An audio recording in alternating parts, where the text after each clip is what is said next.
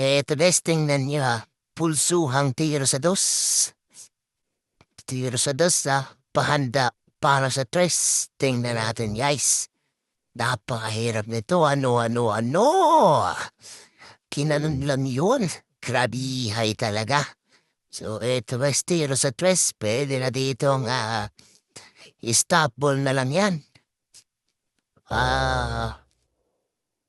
May hulog na yan. Prepare na sa 4 guys. Okay, so eto. Dito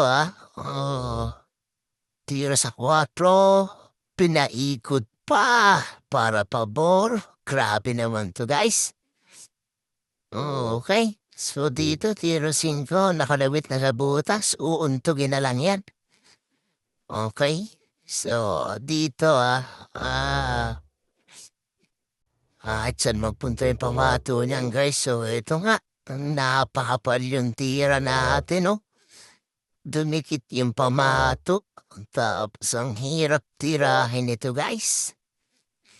Dikit yung pamato tapos hindi mo kita yung papahulugan. So tingnan natin Okay, tira sa 7. Ayan at napakapal niya guys. Wala. Lugi tayo dyan. So ito, chance ng kalaban to. So, tira sa 7 dito tingnan natin yung gagawin ng kalaban dyan Anong gagawin niya dyan? Tira sa 7. Binansagan lang. Ano. May tira na nga naman sa 8. So, may angle din siya dyan. Papunta sa 9. Mautak din tong player na to So, ito nga. Titirahan yung 8. Dito guys, kailangan may pektos to Para sa taas ng 9 yung pamato. So, tingnan natin yung gagawin niya.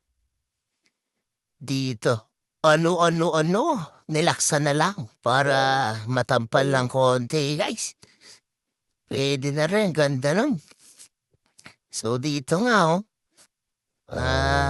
dito titirahin niya na 9. Dun din yung 10. So, tira sa 9, nilipisan na ng konti. Aray mo. Napalakas yun, guys. So, ito, mahirap na tira pa to, Medyo may kalug pa to, guys. So, tingnan natin. Okay, tira sa 10. Last ball.